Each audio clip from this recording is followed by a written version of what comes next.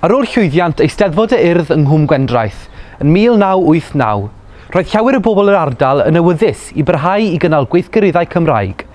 Roedden nhw'n pryderu am ddyfodol yr iaith ac yn teimlo fod angen mudiad i roi hwb i'r iaith yn y cwm. Felly, yn mis Ionawr 1991, sefydlwyd Menter Cwm Gwendraeth, y fenter iaith cyntaf o'i math yng Nghymru. I ddechrau, cynllun peilot 3 blynedd oedd y fenter, gyda 2 aelod o staff yn unig.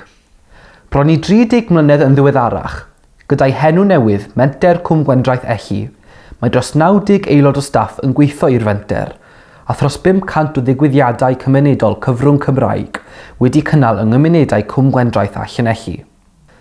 Buodd Menter Cwm Gwendraeth yn ysbrydoliaeth i lawer o gymunedau eraill, ac erbyn hyn mae 220 o fentrau iaith yng Nghymru.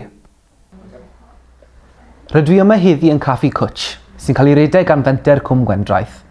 Mae yna lyfrau ac anrhegion yma, ac yn y cefn mae swyddfa'r fenter. Alaw, gallwch chi sôn am waith y fenter? Nod y fenter yw cynnig gweithgarwch Cymraeg i bobl o bob oedran. Ni'n cynnig amryw o weithgareddau, boed sesiynau ukulele, sesiynau ddysgwyr, clybiau drama a hefyd clybiau rôl ysgol.